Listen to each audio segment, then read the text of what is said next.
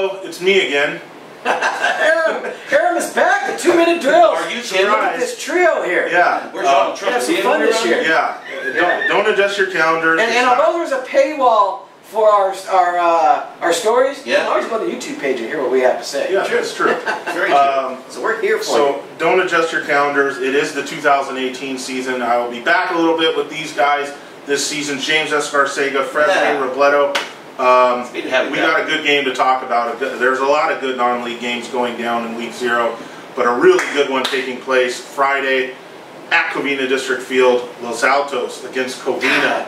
I'm missing some good games at week 0. Yeah, you are, Jimmy. Your top 10. This is if you're looking at your top 10 ratings. This is a big question mark. Yeah, well, Los Altos 5 or 6, and Covina's 10. Yeah. I was also reminded that Covina was number 10. There was a certain coach in the area who was there's teams that weren't in our top 10. If you've been following on the website, Covina started there, but I think it's safe to say now, with only number 1 to unveil tomorrow, that it's not going to be South Hills. it's not going to be Diamond Ranch.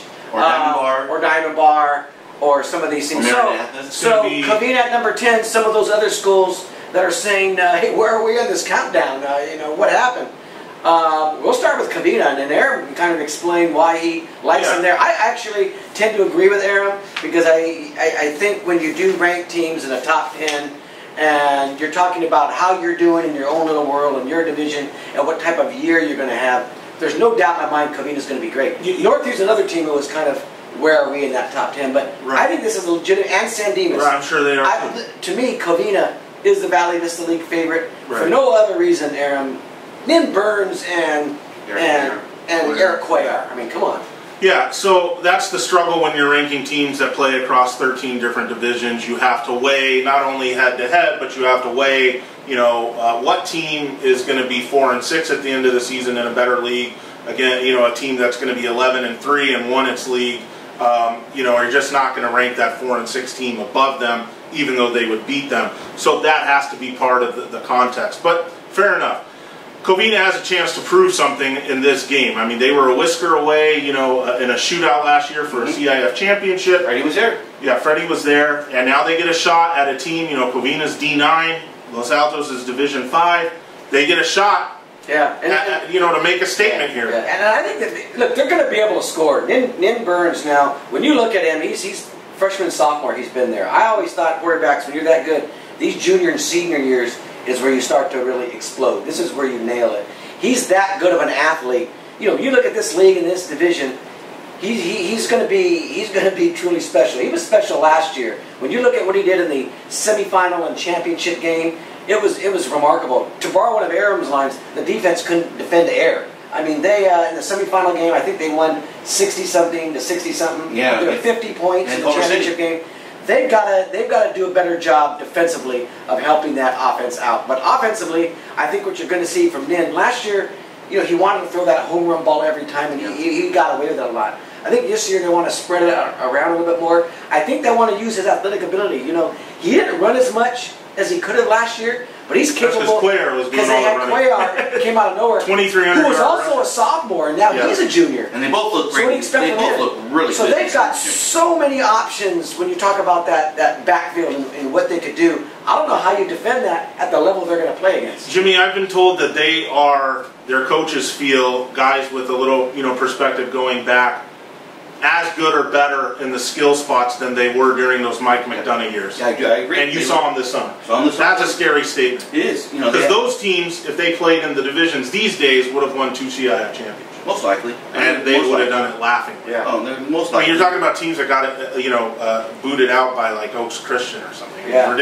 ridiculous. The new sophomore to watch this year is Nin's younger brother, Damon. He looks on the hoof, just watching one routes and play in the Arroyo. He looks terrific. I think he's going to have. I think that kid's going to be one of those newcomer of the year type of guys. And then the program really likes another kid by the name of Donovan Zachary, another kid who just gets open. I mean, he just finds a way to get open. They're going to be good this year, Aram. But so is Los Altos. You talk about Los Altos, interesting off season. Last year, the head coach was Hector Spathias. They let him go, kind of weird, late spring, and immediately hired Travis Brown, who was a former standout receiver that won a couple of CIF championships there, played at New Mexico, was coaching recently at Cantwell and Duarte. They bring him in as the head coach. What a beautiful fit. He's kind of restoring the program. I know Ziola had success, but Brown is a program guy from under Gano. He's bringing back a lot of, old faces and old things. He's a perfect fit for this program, but this is his debut. And he can't go out and lose to Covina. And I think there's a lot of pressure on him because because when you look at Hector and what he did, he did that in a year.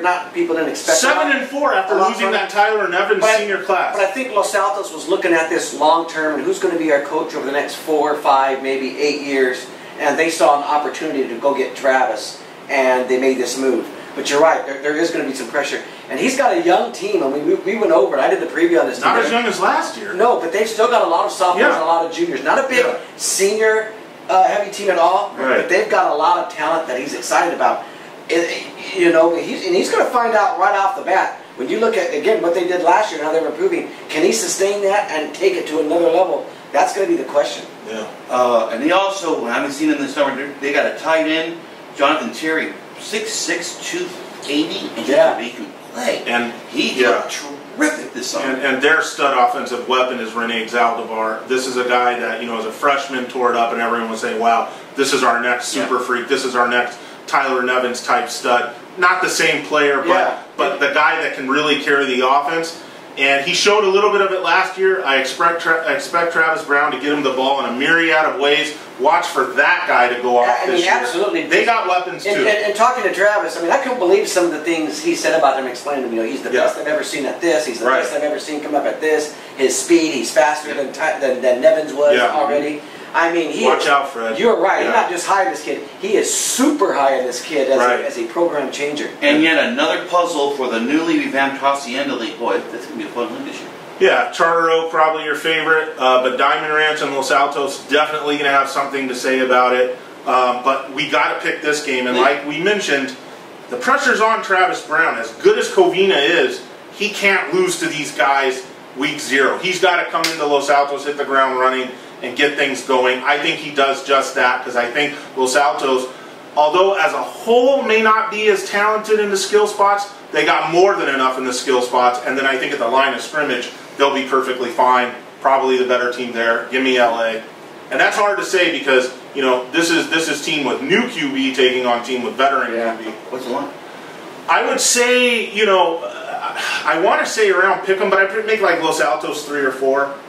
Just based on, maybe names and divisions. I like Covina because of that backfield, and particularly Burns. I think he's a definite Player of the Year candidate. You look at. I just think he's going to take off and do some special. We haven't seen these Valle Vista League teams though step up like when they play. I keep thinking like Northview, Charter Oak, and how Northview has some players. Los Altos is quite. I don't think that compares to the same guy in Charter Oak.